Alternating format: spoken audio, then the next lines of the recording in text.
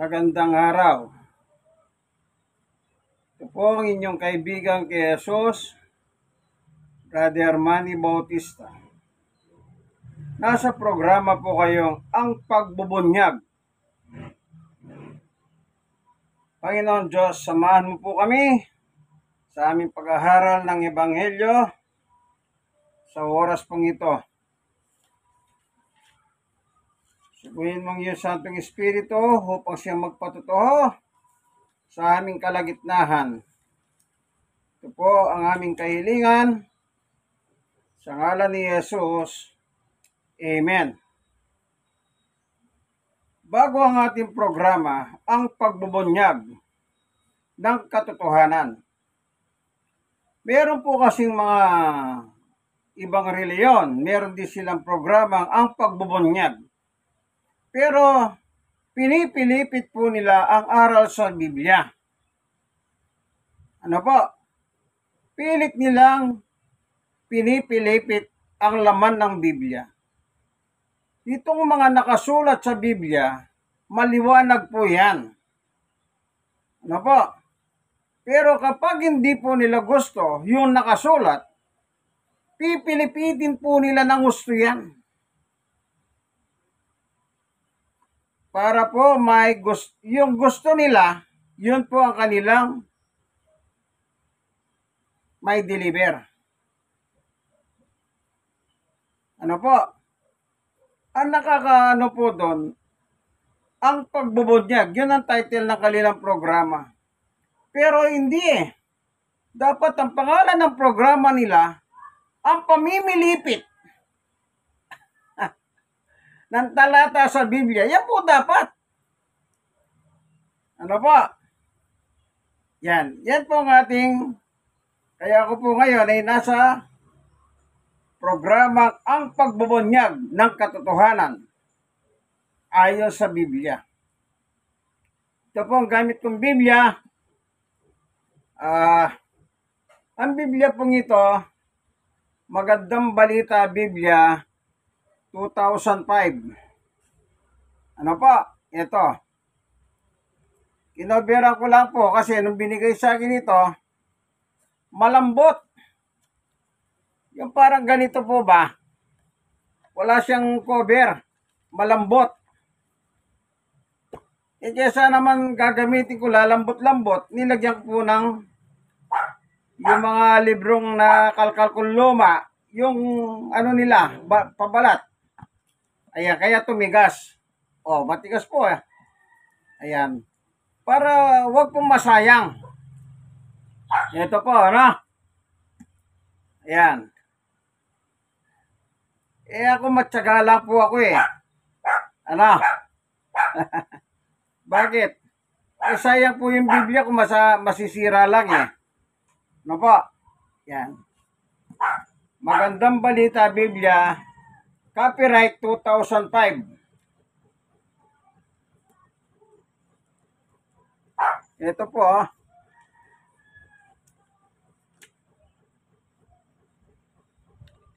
Ito. Yan. 2005.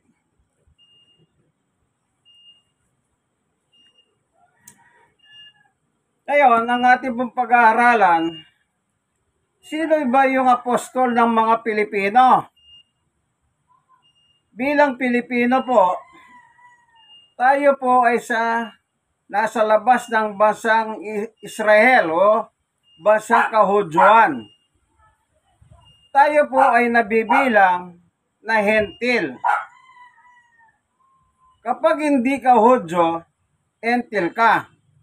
Dalawa lang po ang tao kasi sa Biblia eh, Hudyo or hentil. No po? Ang Panginoong Yesus naglagay siya ng apostol sa mga Hudyo. Sila Pedro po yun, kababayan niyang Hudyo. Sila po yung inassign niya upang mag-aral sa kapwa nila Hudyo. Ayon, sa mga hentil naman po, bagamat si Pablo po ay Hudyo sa lahi ni Benjamin sa 12 tribes of Israel. Isa po yung Benamita. doon po nanggaling si Pablo, pero ginamit siya ng Diyos, binukod siya. Ano po, binukod. Ang purpose po, para mangaral si Pablo sa mga hentil. Pero bago po mangaral si Pablo sa mga hentil, meron na pong masamang ugali si Apostol Pablo. Saul pa siya noon. Meron po siyang masamang ugali. Pero, siyempre, nasa Diyos naman ang pasya ng lahat eh.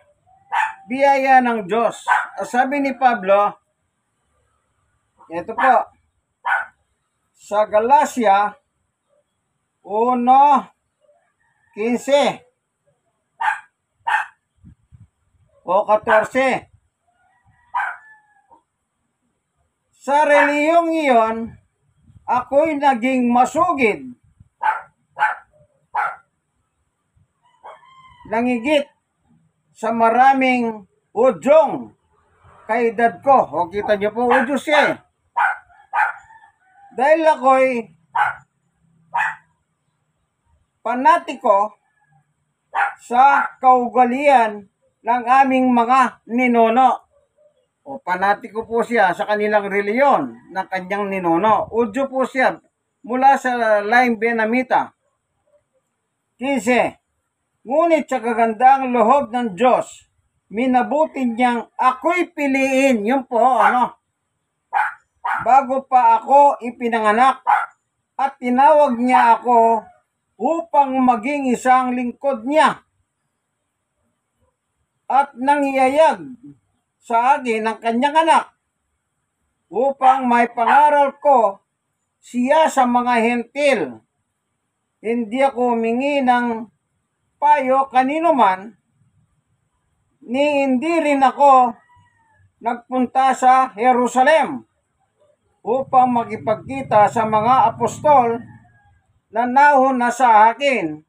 Sa halip, nagpunta ako sa Arabia at pagkatapos ay bumalik ako sa Damasco. Ayan po, pinili ako. Ayan. Doon sa Roma, ang sabi niya,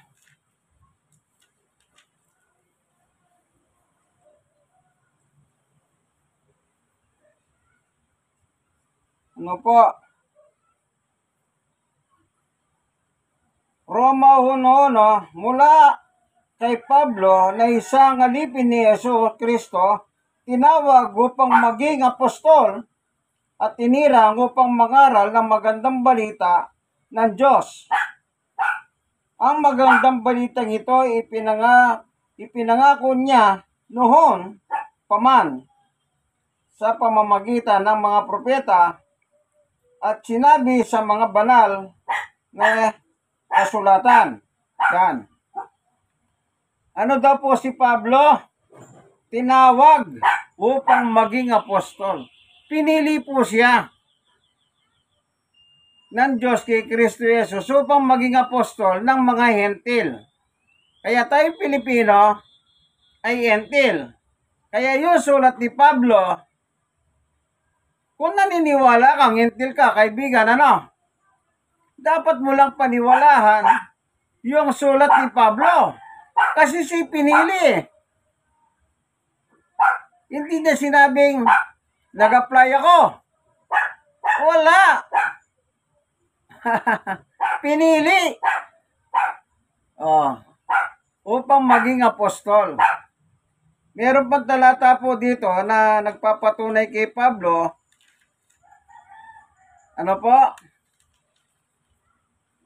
Kung saan sinasabi niya, tignan po natin, binubuklat ko. Wala po kasi akong kode ko, hindi ako gumagamit ng kode ko o outline. Kuminsan po, sinubukan ko pong gumawa ng outline. Kuminsan, iba yung pumapasok sa isip ko eh. Kaya yung outline, hindi ko po nagagamit ng maayos. Ano po? Basta ako po, pag nagbubuklat po ako ng Biblia, siyempre nagpipray ako, dumarating po sa akin ang pagkakataon na sadya pinasusumpong ng Diyos yung kanyang message para sa akin. Kumisan po, ibang hinahanap ko, iba yung nabubuksan ko eh. Ano po, madalas mangyari yan sa aking mga pangangaral sa labas. Ano po, ito po, sabi ni Pablo, meron siya sinabi eh. Tingnan po natin ano.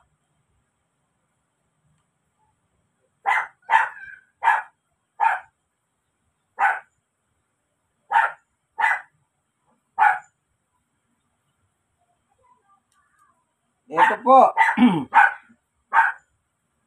Sa unang Timoteo 2. Ito po sa 7. O sa 6. Inihandog niya ang kanyang buhay upang tubusin ang lahat mula sa kasalanan. Ang katotohanan ito'y pinatunayan sa takdang panahon. 7. Dahil dito, ako'y pinili. Kita nyo po, ako'y pinili. Ando na naman yun, ano? Upang maging mangangaral. Apostol po. At tagapagturo ng pananampalataya at katotohanan. Ito para sa mga entil. O yan, inurit na naman po. Pinili at saka entil. Totoo ang sinasabi kong ito. At hindi ako nagsisinungaling. Kita niyo po, ano? Pinili siya. Kumbaga, sineparate po siya. Kasi Diyos eh, no? Kaya nakapag-assign na po si Jesus ng mga apostol sa Udyo. Yun po, yung grupo nila Pedro. Udyo naman si Pablo. Kaya isineparate po siya upang mangaral ng magandang balita sa mga hentil. Tayo po yun, hentil tayo. Kaya kung meron man tayong dapat paniwalahan bilang Pilipino o hentil, na nakasulat sa Biblia, yung sulat ni Apostol Pablo. Kaya lahat ng sinulat ni Apostol Pablo tungkol kay Jesus, kung ano man yung binanggit ni Pablo, dapat lahat yun paniwalahan natin. Hindi tayo namimili. Hindi natin pipilin, ay, itong ganitong gusto ko. Kaya nga sabi ni Pablo, meron po siyang sulat noon. Sandali po, ano? Titignan natin, ano? Titignan lang na. Dito po sa Korinto, sabi ni Pablo, ano, sa 4:6. Meron po siya sinabi, mga kapatid, kami ni Apollos ang ginamit kung halimbawa para sa inyong kapakinabangan upang matutuhan ninyo ang kahulugan ng kasabihang sumunod kayo sa patakaran. Yan. Huwag ninyong ipagmalaki ang isang tao, kundi huwag ninyong ipagmalaki ang isang tao kung aamakin lamang naman ninyo ang iba. Yan. Ang sabi niya, sumunod kayo sa patakaran. So, kung ano po yung sinabi ni Pablo, yun po. Yun ang patakaran. Maliwanag. Lahat na sinasabi ni Pablo tungkol kay Jesus, paniwalahan nyo po.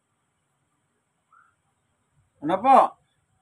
Kasi si Pablo po ang tagapangaral sa mga Pilipino. Sila Pedro sa mga Hudyo. Si Pablo sa mga entil. Tayo po yon. Ngayon, ano bang pakilala ni Pablo tungkol kay Jesus? Ano po? Meron kasi siya sinasabi sa kanyang epistola, ito po isang kontrobersyal. Napakalaki pong kontrobersyal ito. Ito po, yun nakasulat sa Pilipos 2:5-6. Babasahin ko po, ano? Ito po.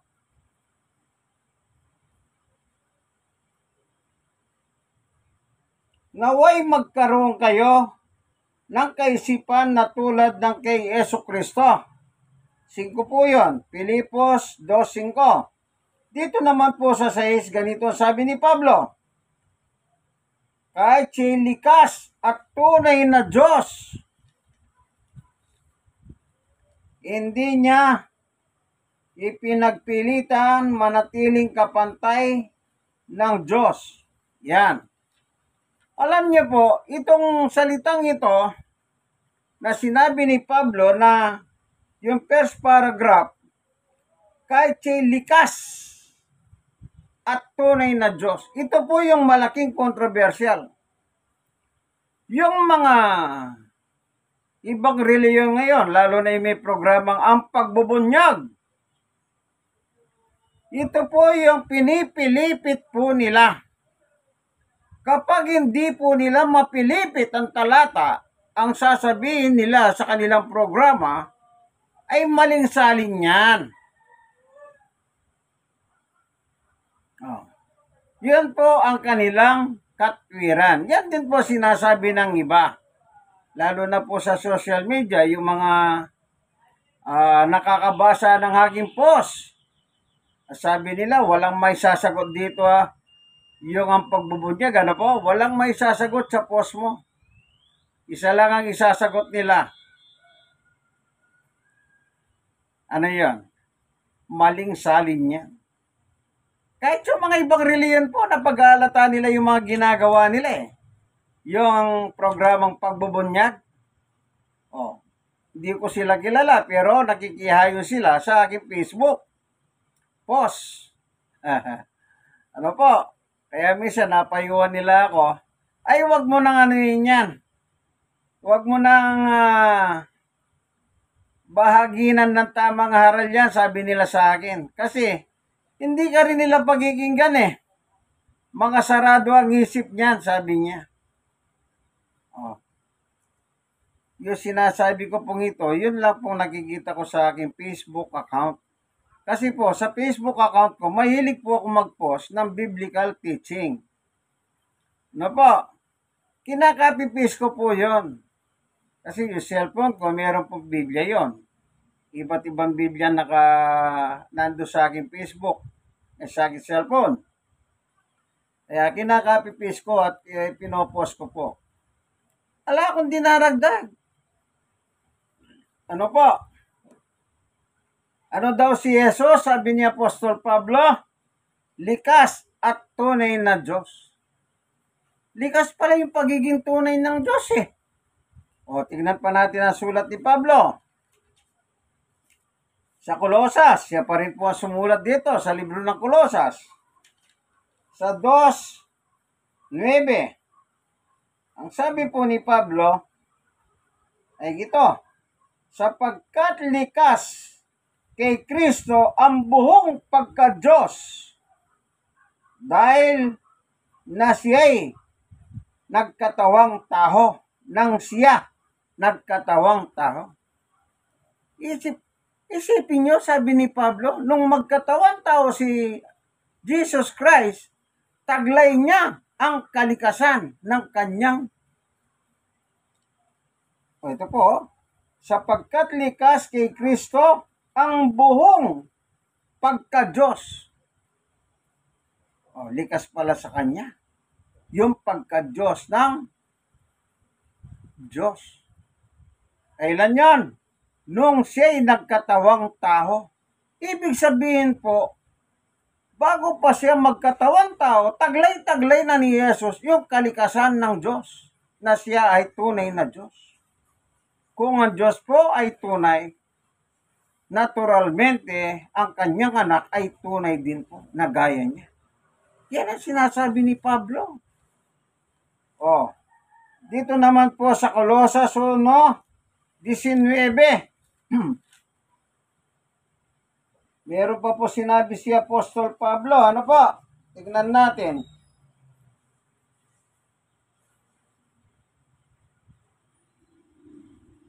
Ito po.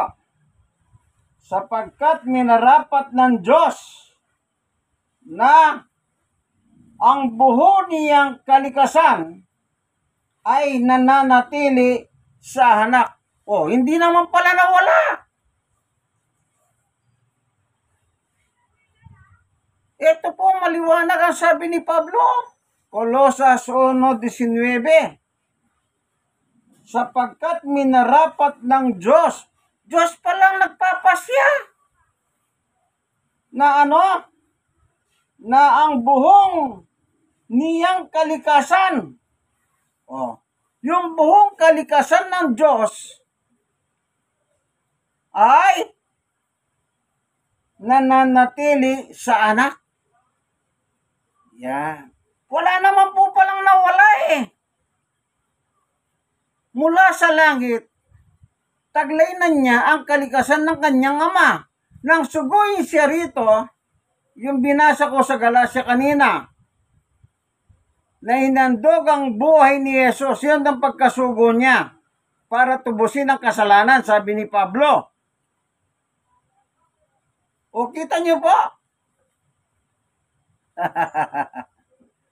Napakaliwanag po, no? Yung buhong kalikasan ng Diyos, minarapat ng Diyos, manatili sa kanyang anak. Oh. Amen po ba? In Christ alone. Wala naman palang nawala. Yung isang programa, ang pagbubunyag, ang sabi nila, ang likas na kalagayan ni Jesus ay taho. Ito po oh. May sinabi ba si Pablo na tao dito? Ang Diyos na nga nagsabi eh. Oh, hindi ka pa ba naniniwala sa Diyos, kaibigan? Sabi ni Pablo, minarapat ng Diyos. Oh, si Pablo lang ang nagsalita, pero si Pablo ginasangkapan ng Diyos. Ang Diyos ang pumili sa kanya upang ipangaral ang Panginoong Yesukristo. O, kita niyo po? Bagamat masamang tao si Pablo noon, bago siya maging apostol, siya ay manghuhusig ng mga mananampalataya kay Jesus. Ang pangalan niya noon ay Saul. Kaya niya po nagawa yun sa kawalan ng pananampalataya o kahalaman about Jesus. Pero sabi niya, salamat. Ulitin nga po natin, Ulitin po natin, Ito po, sa Galacia, 1:15. Ngunit, sa kagandahan loob ng Diyos, minabuti niyang ako'y piliin bago pa ipinanganak at tinawag niya upang maging isang lingkod niya. At nang iahayag sa akin ang kanyang anak upang may pangaral ko siya sa mga hentil, hindi ako humingi ng payo kanino man. Ano sabi ni Pablo? Sa kagandahan loob ng Diyos. Kasi po, manghuhusig siya dati. Ano po? Inusig niya po ang iglesia, ang mananampalataya kay Kristo. Pero minarapat ng Diyos na siya gamitin upang mangaral sa mga hentil. Ano po? Tandaan niyo po yan. Kaya si Pablo po, siya po ang nangaral nang iyayag sa kanya ang kanyang anak na si Jesus. Sino pong naghayag sa kanya? Ang Panginoon Diyos. Kaya yun pang pinangaral ni Pablo, ang Panginoong Yesukristo. Kaya lahat na nakasulat sa Biblia tungkol kay Jesus na binabanggit ni Pablo, lahat yun tanggapin nyo. Wala kayong pipilihin. At lalong higit, wala kayong pipilipitin. Kasi po, pag pinilipit nyo po yan, lalabas na mas magaling pa kayo kay Pablo. Oh. Si Pablo po, pinili para maging apostol. Iniwalay sa ebanghelyo, sa mabuting balita. Kasi po, Diyos siya. Kaya ginamit siya ng Diyos sa mga entil. Tayo pong Pilipino. Oh. Hindi ka pa ba naniniwala, kaibigan, sa sinabi ni Pablo? Na yung kalikasan ng Diyos, minarapat ng Diyos ay manatili sa kanyang anak. Hindi naman pala nawala. Kahit nung magkatawan tao si Jesus dito sa lupa, na ipinanganak ni Maria, Jesus ang tawag, taglay-taglay niya pa rin pala ang kalikasan ng Diyos sa kanyang pagiging tao. Siya naging tao upang iligtas po yung kasalanan. Kasi nga po sa langit, espiritu siya. May papako ba yung espiritu, kaibigan? Kaya, anong nangyari? Nagsataho po siya. Hindi siya taho na sinasabi nila. Kailanman hindi naging Diyos siya, kundi tao. Yun po ang kanilang maling spekulasyon. Nagkatawang tao o naging tao si Jesus. Ibig sabihin, kung tao, kayo naman po. Kung tao ka ba, katawan tao ka pa ba? Tao ka na eh. Hindi na po. Kaya tawag sa kanya, anak ng tao. Kasi nga po, pinanganak ng tao na si Maria. Pero wala pong similya ni Jose at ni Maria. Wala pong nangyaring gano'n. Kaya nga po, nung magbuntis si Maria ay birhen siya. Wala siyang karanasan sa lalaki. Oh. Kaya po tawag sa kanya birhen. Wala po siyang karanasan. Yung matres ni Maria, kinasangkapan po ng Diyos upang ipinanganak ang Jesus. Kaya nung lumabas po siya, ang pangalan sa kanya ay Jesus. Kaya ang pinakikilala niya, anak ng tao. Sinabi ni Jesus yan, anak ng tao. Ang tinutukoy niya ako. Oh. Kaya kung ano man yung sinulat ni Pablo, siya'y tao, maniwala ka. Maniwala ka. Naging tao, maniwala ka. Nakitulad sa tao, maniwala ka. Tunay na Diyos, maniwala ka. Diyos ba siya? Maniwala ka. Mahirap po. Selective po kayo. Yung may programa ng pagbubunyag, selective sila eh. Ang gusto lang po nilang naririnig, alam nyo kung ano? Ako'y taho, sabi ni Jesus. Bagamat sinabi ni Jesus, ako'y taho. Taho naman talaga siya nung kaharap niya po yung kanyang kababayan, mga Hudyo. Talagang tao siya. Kasi po, nagkatawan tao na siya. Bago siya naging tao, ano siya? Anak ng Diyos na sa langit. Kasama po sa langit. Mahirap po bang unawahin nyo, kaibigan? Hindi naman eh. Kaya tayong mga Pilipino, kung meron man tayong paniniwalahan, ay ang mga apostol ni Jesus. Huwag po kayong maniwala sa mga ililigaw lang po kayo niyan. Lolokohin kayo ng mga yan. Maniwala po kayo. Kaya sabi ko lagi, anong sinasabi ko? Magbasa kayo ng Biblia. Oh. Basahin niyo po yung Biblia. Huwag kayong basta nakikinig lang, nagpapahuto kung kani-kanino. Magbasa rin po kayo para matuto kayo. Amen po ba? Siyempre naman, amen. Salamat, Panginoon, sa katotohanan na nireveal mo sa amin na si Apostol Pablo po pala ay pinili mo. Sineparate mo siya para sa magandang balita, para sa mga hentil. At kami pong mga Pilipino ay nasasakop ng mga hentil kasi labas po kami sa bansang Israel. Maraming salamat po, Panginoon Diyos, sa katotohanan na ibinahagi mo po sa amin na ginamit mo po si Apostol Pablo. Kaibigan, sa ngalan ni Jesus, Amen. Kaibigan, i-share mo naman ito sa iyong mga kakilala, kaibigan. Malay mo, pag napanood nila ito, magdalang liwanag sa kanila ang salita ng Diyos na yung mayroong maling paniwala. Malay mo, ito po ang inyong kaibigan kay Yesu Cristo, Brother Manny Bautista. Ano po? Ito po, picture ko, meron siyang red dot. O, sasabihin niya, ay walang Pasko.